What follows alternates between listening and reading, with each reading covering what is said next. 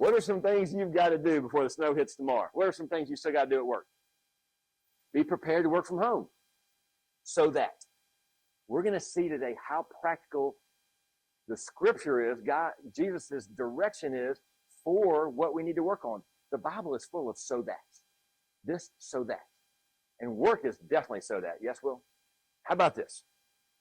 If I were to tell you that you could have complete assurance in what you're doing, the work you're doing, who you're doing it with, what you're doing it for, and the way you're doing it, would that be something you'd like to hear about? Good. If you could be highly productive with your gifts. Would you want to hear more about that? If even setbacks and suffering and disappointment would lead to greater effectiveness. Would you want to hear about that? Because who's suffered and had a setback? Based on their own actions. Based on the actions of others. It weren't their fault. Both things. And who, with a 10-year view, is pretty happy about it. Like that was a pivotal moment, and I grew from that. The one we're in right now, can't quite say that. But the one I don't like the suffering I'm in now. We're not supposed to like it. It's suffering for a reason. But it's okay. Even suffering led to more joy. If you had every piece of knowledge you needed for your work, if WPP wasn't holding anything back, would that be good? Wouldn't that be good? You'd have it all. Would you want to know more about that? Okay. If you knew your work would last forever, who thinks about their legacy and how long what they do will be around? If you knew that would last forever, and not only that your work would last, what you did, but the people you work with, you're going to have a relationship with them forever. Wouldn't that be good to see them all later? Forever. You see where I'm going here? If you had complete joy in your work and relationship, and even the hard, that doesn't mean everything's easy, but you end up even seeing the joy in the difficulty. Okay. The Jesus is the greatest leader the world's ever known. No matter what your faith is, the world's greatest leader says live this way. Okay? Now this one is really specific, so you pretty much need to believe to get through it. But we're proposing the way he says do it. He says we can have all that. He promises we can have all that. We're going to be real clear about it. Okay, here's what's true. You're either growing or dying. Who's heard that quote before? They say that about businesses. We got to change or die. When we try to stay flat like McDonald's did for years, we just kind of hold on to it. Everything gets dirty and dingy, and then people stop going there. Chick-fil-A takes off. So we have lunch there. So you're either growing or dying. Okay? And there's only one way to grow. Who believes that? Who would push back? There are 40,000 books in 2023 written on personal growth. So there are a lot of different ways. And some of them are really good, by the way. We went all the way back to a 30-year-old one with the habits, right? But some of them are good, but if you don't grow this one way, all those are others are useless. Even the ones that Atomic Habits right now is ranked number 1. So even that in disciplines would be not good if you don't grow this way. So keep pushing back. And we'll see, kind of reorient you to this for a second. Our competency is when we know something, we know it, and we do it. And we just overuse this. I think he's coming back tonight. Ja doesn't think about dribbling. He's just competent. You think, well, not like my 4th grader. Like, let me watch one more YouTube video for how to get that through my legs. Like he doesn't know, and he's not doing because he's learning to dribble. But Ja didn't think about dribbling, and Ja is so good at it, he didn't think about reading defenses. He's just doing it. He's just reacting to the game and exploding. That is unconscious competence. And that's where we want to be with everything. Who's in some attribute of God, even in kindness, you got kinder and kinder. You started paying attention to people, and it became easier. It becomes part of your flow. It becomes part of your unconscious competency. That's called being. And it's okay to be a Duncan Williams guy. It's okay to be a strategic financial guy. It's okay to become something better in international paper. It's part of who you are. Ja is a basketball player. A young soccer player is a soccer ball player. I think sometimes as Christians, well, we know what our chief identity is and we know who we are, but sometimes we're not okay to be this. But the longer you work, you've had some new roles lately, and the longer you work in that role, I'm becoming good at this, and that's good. That makes sense. So that's what becoming is, and I'm defining it now since it's a new year, but we're going to see this. Okay, today's objective in the next 43 minutes to prove that there's only one way to grow, and that's to remain in Jesus. There's no more glorious way to live, work, and grow, bearing much fruit, than to stay connected to your friend Jesus. He is the vine, and we are the branches. I am the true vine, and my Father is the gardener. Okay. What's this saying?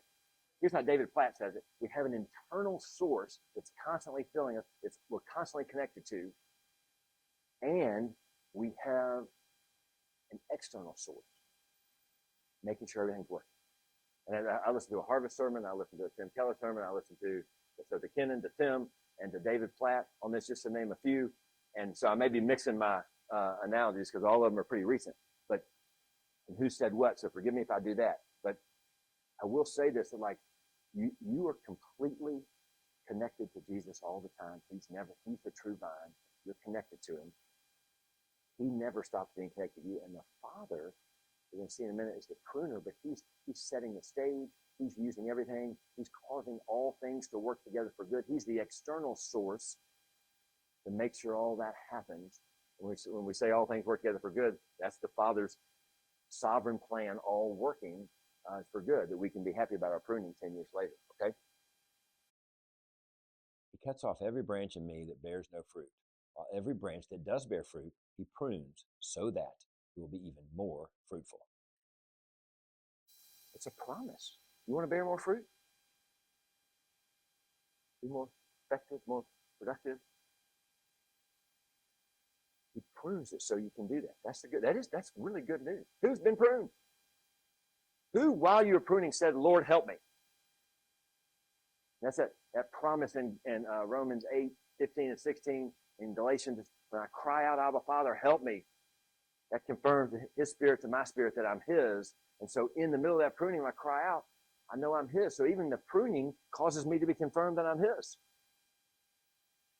And then, of course, the warning, the ones who don't have fruit are cut off. You're not crying out to God about the things that are bothering you, then you might not be.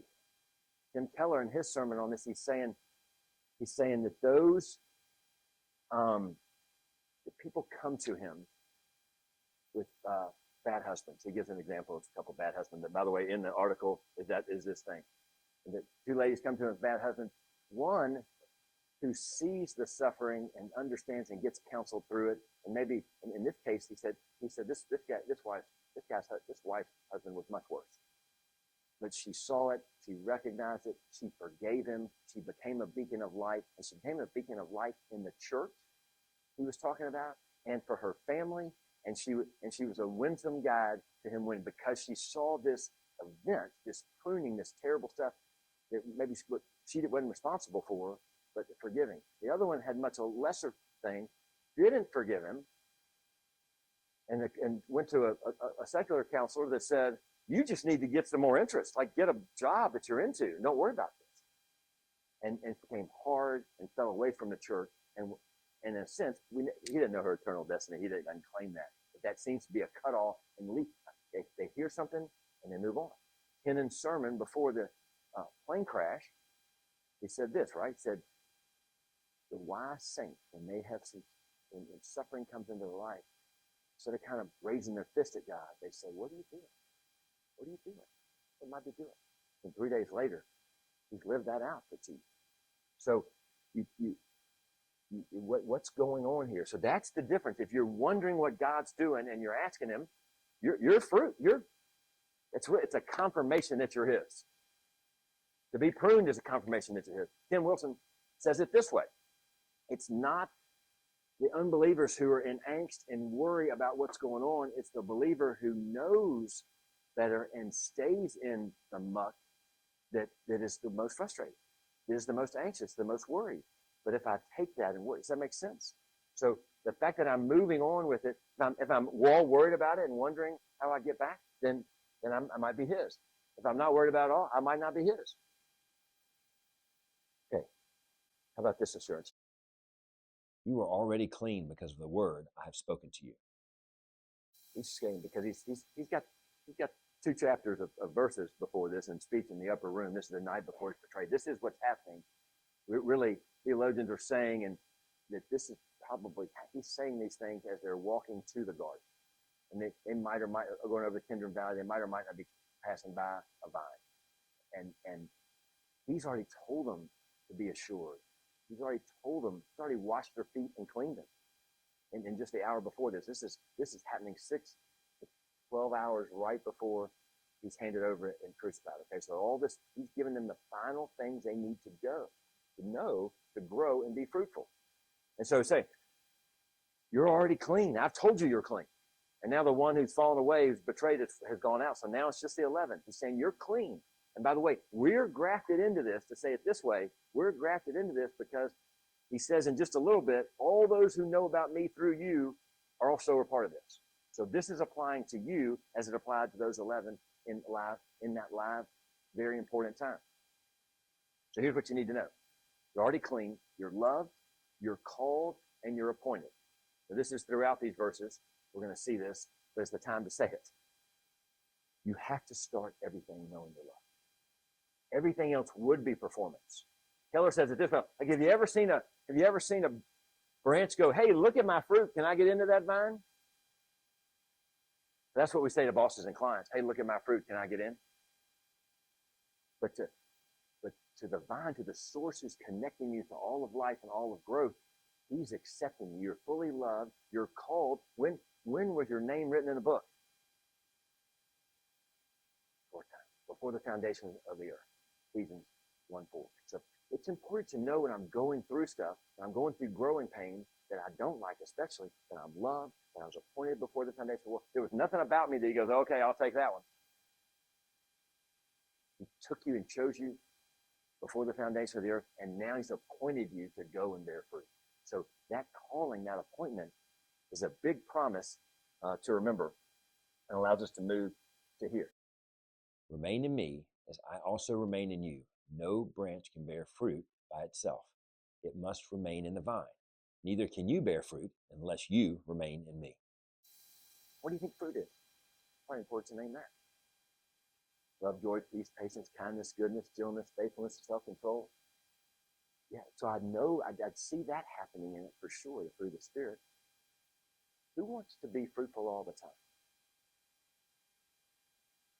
Even in your rest.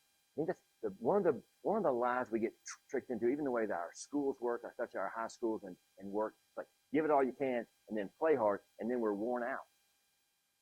So, but who's been fruitful in their rest? Who's been fruitful in their social life? It'd be the place you're the most fruitful. Sometimes it's easier to be more fruitful there. So I want to be fruitful all the time. So I've got to remain all the time. And then those types of things, fruit of the Spirit, are going to be there. But just real fruit is going to happen.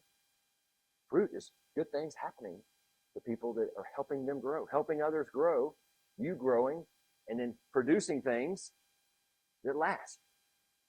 We're going to get real clear on that, and we're going to finish that way. So there's only one way to greatness is one thing he's saying. There's only one. That's kind of a bold thing to say, and maybe just another thing we don't say enough, I think, in some of our religious circles, is that you are called to greatness. And it's not to be confused with the health and wealth or prosperity gospel. You are called to greatness. And we're the ones pushing back. He's saying, come on, you're going to be great in heaven. You're going to be like it. So come on and grow into greatness now. Who's been blessed by a great person? Okay, to say that. Okay, I've been blessed by a great person. Say it. Okay? And here's what Keller's saying is after. Jesus is after organic change through internal dynamic transformation, not mechanical compliance. Okay, there's an analogy. Like mechanical compliance, I'm going to stop eating sugar altogether. That's that might be good for you, Tyler. I think it is.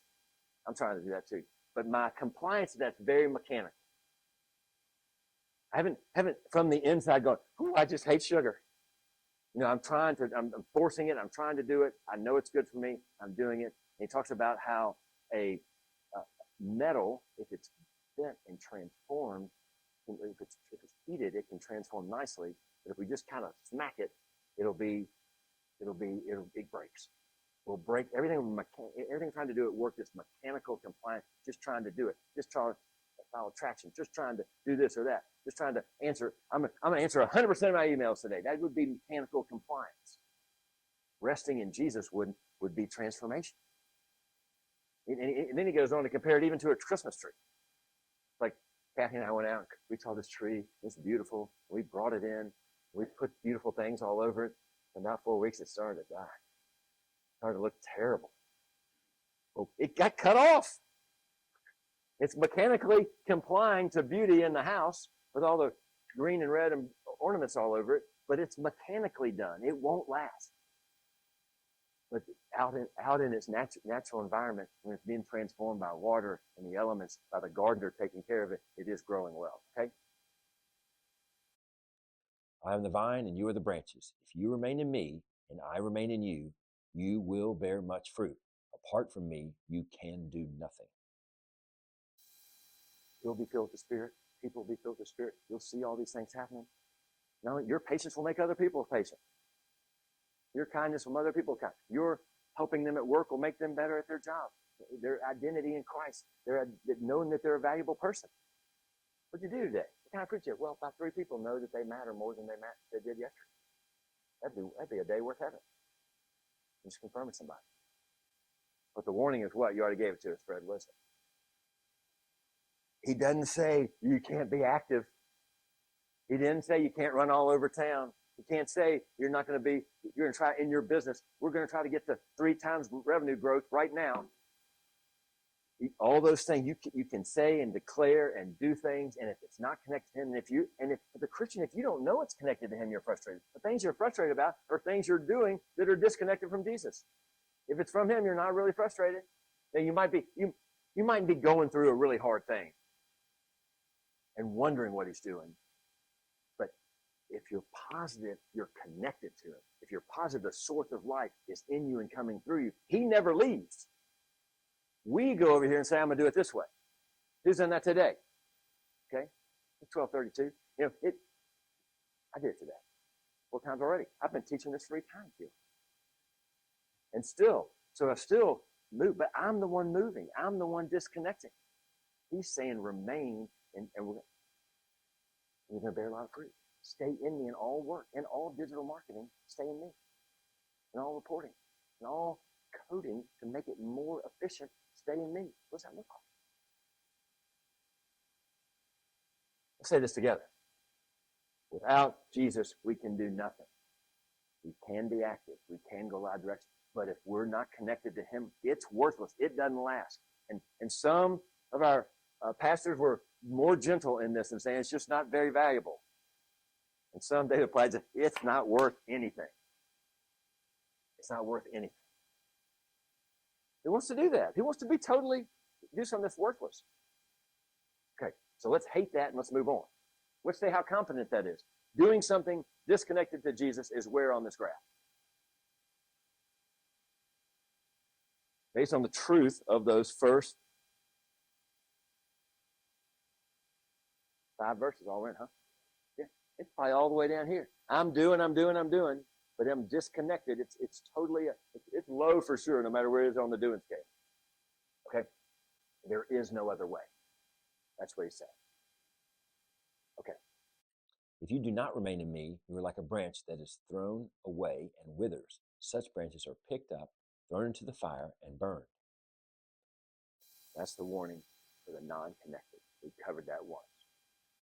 If you remain in me and my words remain in you, ask whatever you wish, and it will be done for you. I know your testimonies. So let's move to this. I mean, you're going from this, the non-elect, the non of those connected to Jesus, Jesus is connected to, are thrown in the fire and burned. And then, but those that are connected, ask whatever if you remain in me and my words remain in you, ask whatever you wish, and it will be done for you. Who's asked Jesus of something and not had it happen? Every one of us. But who's leaned in? Probably a personal story. Who's leaned in so deep, and you prayed to him so hard, and been so clear about what you're praying about, that actually he transformed you in asking the right thing. That's what happened. I want what you want. How do we know that? Because the greatest example of the greatest act of love in the history of the world went down like that. Not, is there any other way, Lord? Not my way, but your will be done. So in your will, I'm praying, how will I be in your will? That's why Dallas Willard, before he gets out of bed, he teaches the discipline of praying the Lord's Prayer in the 23rd Psalm before he gets out of bed. I want to be in your will every minute today. So show me what your will is in this, and then I'm going to pray for that. And the more I walk with him. This is true in all of your life. I had two partners who build homes and apartments all over the city in here Wednesday morning, but as you work with your partner, especially if you're your brother, as you go along, you kind of can complete each other's sentences. That's going to happen to you in marriage. I promise. And then you're going to keep going. You're going to just know what's right. Just know what he needs, right? You know what they need. So you're just going forward, and you're so connected to them. And sometimes you know they're good better than they do, but you ask and you have a way to get there. This is how you can be with Jesus. You can be so connected to him that you start to understand his will, and you want what he wants in this situation more than nickels, or that this isn't painful, or lemons at the grocery, will they still be there? I know there's not going to be any milk. All those things, but what your will be. All those things. So I walk with him. I get to know him. He's the reason. So then I'm asking stuff, and I've prayed so hard, and I understand his will. And I'm asking his will. Or he's showing it to me, okay? This is to my Father's glory that you bear much fruit, showing yourselves to be my disciples. We teased good Presbyterians once, but what is the purpose of our life? Glorify God, going forever. So this is how you do it. He's saying bearing fruit, staying connected to me is how you do it. And this is to my Father's glory. And then we need this, like in the workplace, like I know that guy and that gal, she's doing it. Rebecca didn't manage me for that reason. She manages me for something higher and better that I understand. I don't understand her all yet, but I'm hoping to figure out the hope that she has. Showing yourself to be disciple. She's following something I'm not. She's not worried about all the corporate policy. She complies with them, but she needs to comply with them for a different reason. Because she knows that we're showing our fruit says by our works you'll know that you're mine. That's what Jesus said. You'll show them to be my disciple. As the Father has loved me, so have I loved you. Now remain in my love. Okay, what's this command? What's the promise? First, the promise. We cover this a lot in our group. Because if we don't get this, we really shouldn't go forward. If we don't get this, we are mechanically complying. As the perfect Father loves the perfect Son is how you are loved. He's not just saying, I love you so much. He's saying, the Father loves me perfectly. I love you perfectly. And then the whole deal, the whole reason he came to reconcile all things to himself was to make us one. He's trying to make us one. He's totally connected to us. He never leaves us. David Platt, in the sermon's in the link, and it's a group of ladies at the Gospel Coalition, and he's saying, look, here's how it works. He gets a bunch of Tupperware, and he says, like, okay, this is you, and he draws you on the Tupperware, and he says, this is Christ in you, and he puts a smaller piece of Tupperware in the piece of Tupperware, and he says, and this is another piece of Tupperware, and said, this is Christ around you, and you're in Christ. So Christ is in you, there's you, and then you're in Christ, and then the Father's in over everything, externally guarding, and his sovereign will is happening everywhere. That's how it works. Stay there. And by the way, it never becomes untrue for the believer. You just think it does. You just think going after this thing you want, or you do that this thing will make you happy. If I just get the business to here, then everything's going to be fine. If this kid will just do this, it'll just be fine. If I just can get this one employee to get it, the rest of my life will be fine. So saying, what is love? Now remain in my, don't leave my love. And really quit working if you don't know your love. We can talk about that one-on-one. I mean, I'm not saying go upstairs and quit your job, those of you on 32, but I am saying your work is worthless if you don't know your love.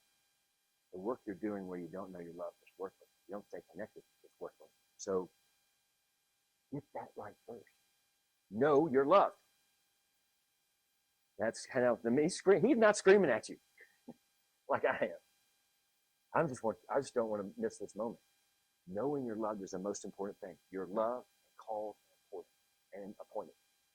You're loved and called and appointed. This seems really bad. I'm having a really bad day. I'm loved, called, and appointed. I'm going to this meeting. I think everybody wants to shoot me. That email, man, none of those people like me. You're loved, called, and appointed. You've got something really big to do. You're actually excited about it. It's not, this isn't for negative situations only. The stuff you're most excited about, get something in your mind. You're loved, called, and appointed to go do that for the glory of God. Here's what Kennan said about this. With Christ, there's a permanent, continuous, transforming presence alive. The sermon's in the show, in the article notes too. A permanent, continuous, transforming presence. He was talking about in this sermon with the most recent, just in December. He's trying to, like this one theologian talking about how it's closer than the intimacy the closest intimacy you would have with your spouse. And he said, I don't want to go too far down that kind of road. At the same time, you have never been closer than Christ is to you, to anyone else, and you never will than he is to you now. It's a continuous, he never stops loving you. He never stops wanting you to know you're called. He never stops wanting you to know you're appointed. And he wants that love and appointment to transform everything you do. And that's what he's doing. And every other thing is working to do that, whether we're fighting against it or for it. So come with it. Accept your connectedness. So what's our responsibility? What are we supposed to do? Can you say it a different way than I just said it? What are we supposed to do? Stay. In some translations say abide. I decided I really do like the remain. It's 10 times in these first 11 verses. 10 times Jesus is repeating the same word, remain. And it is a different word than remain or abide. It's a Greek word that means both to dwell, to stay with. But the reason I like remain the most is because remain, do not leave. There's a abiding and dwelling and a love and assurance to it. You need that. That's in the abide with a do not leave part. Remain. Don't leave. Remain in it. You're loved, called, and appointed. And remain in his love. Remain in his word. He's speaking, he's telling these guys, stay right here, right in this. And then remain in his command. Well, how do I remain in his word? Remain in his command. All these things, really, and everything that's perfect in Jesus is synonymous. So love, words, and command are actually synonymous in this definition. That knowing I'm loved in his word, I have to know it, and to do his commands is showing that I know I'm loved. If you keep my commands, you will remain in my love, just as I have kept my Father's commands and remain in his love. We just got off the performance track altogether. It's just putting us back on the performance track. You keep my commands. He's saying if you do it his way, it's constantly affirming. By doing his commands, you're going to know you're loved. You're going to know you're called. You're going to know you're appointed. It's the way you remain. It's the way to remain. Remain. I have told you this so that my joy may be in you and that your joy may be complete. Oh, you see how it's not mechanical compliance? It's for joy. If you remain this way, if you remain in him, you do it his way, there's more joy. Who can raise their hand and testify that's true? The joy, complete joy. That's one of the things we promise. He's offering that all the time in the difficult time. I know this is hard. Doesn't make it not hard. Doesn't make it not suffering. But I can see the joy. Jesus said, for the joy set before him, he endured the cross. He went forward. So I can know it's joy, even though it's difficult. So that. The business is full of so that's, right? We proved that earlier. Get our equipment to go home and work in the stove so that my clients will know that I care about it. So that I'll be all I need to be on. So that. He gives us 7 so that's, okay? So your love, called, and appointed, remain in Jesus, love, words, and command, so that. My son called this the glory bomb. One is the 7 things you have assurance that you're his. That's what we've been talking about. He said, you'll know your love. You'll bear fruit. Fruit will be all over the place. You'll be productive. You'll be pruned. Your pruning is a so that you remain in his commandments, you're going to be pruned. The more you follow him, you'll probably be pruned more. And you'll be so glad, not maybe in the middle of it, but one day soon. Friendship. He offers friendship. We're about to hit that verse back. But he offers, you'll know your friend. You're not working for a slave owner or a boss. who upscaled is not sure they align totally. The video's not on you. Who is totally, I'm not sure I align with the way this place works. I'm not totally. But I'm not working with, I don't work for that. Yes, I have to do it the way they do it. I need to comply to what the board says if I'm the CEO. If I need to comply to what my boss is asking me to do these things. And at the same time, the reason I'm working alongside Jesus. He's saying, I no longer call you servants, I call you friends. I have knowledge, I have all the knowledge I need to do that. We're going to cover it in the verse in a minute. You can ask and receive, that's in there twice, and it bears lasting fruit. If what? My command is this: love each other as I have loved you. Keep loving. Keep loving. The answer is, what am I supposed to do right now? How do I remain in him? Love the person in front of you, the client. I'm going home, I'm making sure I have all the stuff at home to make sure I'm competent, but also it's a chance to love them. The guy who calls me is going to be the most bored guy, right? He doesn't have 5 kids driving him crazy. So then you can have a chance to talk to him for a minute. You have a chance to love that person. Greater love has no one than this, to lay down one's life for his friends. It's going to cost me something. It means I may not get back to those other 2 people because I'm going to stop and love this person. It means it might take a credibility risk because I've decided in the Holy Spirit that God wants me caring for this person right now. I may miss my next meeting. Could mean that. I'm not suggesting it doesn't. But it's real love for someone. Again, in your marriage relationship, you know this. But it's the same in your work relationship. To care for somebody is going to cost you something. It's going to cost you. I don't know what exactly. It might be pride. If I hang out with that person, everybody else think I'm one of those. Whatever it is. You know, the thing that holds you back from loving somebody, well, sometimes it's something that might cost you. Jesus says that is the way to love. And you are my friends if you do what I command. You do this way. That confirms we're friendships. It confirms we're working on this together when we do it that way. I no longer call you servants because a servant does not know his master's business. Instead, I have called you friends. For everything that I have learned from my Father, I have made known to you. You're not my servant, which makes you really not anybody else's servant either. I think in the history of America and slavery, the spiritually mature, there were people that knew they weren't working for a bad master. There were people that knew that. There were slaves that knew that. They have some of the best hymns out there because of that. They knew. They were identifying with the Israelites. Wait a minute, this is how God's people have gone through this stuff. We usually are the ones underneath the stuff. They're identifying. So they know they're working for the glory of God. Colossians 3:23. So they know what they're working for. I've called you friends. I'm a friend of Jesus. I'm going to move forward in doing this because I have everything I need to know. Now, some of this stuff is really complex. The difficulties of work are really complex. And God's saying, and Jesus is saying, you know what my Father's business is about. It's about loving. It's about caring. It's about making disciples. It's about renewing what's here. You have what you need to do that. Now, Will and Tyler and Michael might need to get together and read the same thing and discern what that means. Might need to get with his people to decide something really difficult like that. That's why we have each other.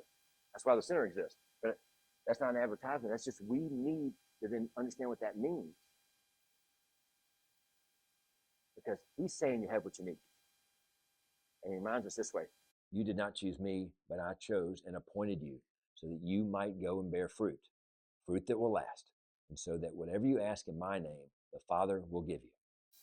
Remember, you didn't show me your resume and say, I'll take you. You didn't do so good that I accepted you. I chose you before the foundation of the world and appointed you for the very specific purpose of making fruit. And fruit that will last. What things last? We raised the ante on fruit here. What lasts? Souls. God, His Word, souls of men. God, His Word, going to last no matter what. You're working with souls that are going to last. He's saying your fruit is to love them as you've been loved in every interaction. Your work is a platform to love others. I'm not overstating that in any way to say that you're fit to stay there or not, but you assess whether you stay there based on how much fruit you're bearing. and how much I'm remaining. You know if you're encouraged in Jesus in your job. Again, that can be my problem, not the work's problem. So what am I going to do to know I'm loved, to know I'm called, to know I'm appointed? I got to first know I'm loved before I can go love somebody, because hurt people do hurt people. So I got to know I'm full. That's kindergarten theology at most of your kindergarten. Full buckets, love full buckets. So I got to know I'm loved. I got to get filled up to go out, and I'm kind of half off if I don't know that I'm loved to then go love somebody else. Do that. And then whenever you ask him my name, if you're really seeking the good of that other person, his will is going to be made real clear. You might need help. I'll help. Your best friends will help. The ones who know Jesus will help. But he'll do it if it's in his will. So that love, calls, and appointments. Remain in his love, words, and commands, so that you'll have assurance, bear fruit, be pruned, be friends with the King, have all the knowledge of God you need, ask and receive in his will, and have bear lasting fruit, which is love, which is your source of joy. Us glorifying the Father is loving in joy that glorifies him. That's how it works. And next week, we're on these 7 things, how that's working practically in your life. Maybe you have a difficulty with one of them and you want to present it to the group. That'd be okay too. Or maybe you this is how God showed me I was walking with him as I walked through this thing at work. And he confirmed me. And he showed me I was loved, called, and appointed, and I was able to love Johnny at the same time. So stay here. Remain in Jesus. You can read him a little better. This is my command. Love each other. You do boil it all down. We thought we had 2 great commands, and then somehow you boil it all down to one. The servant Paul, in red letters of Galatians, says it all boils down to love your neighbor. So thank you for that. Thank you that when I'm wondering what I'm supposed to be doing, I'm supposed to be loving the person in front of me. I'm supposed to be loving the people you've given me in the places where I've taken responsibility.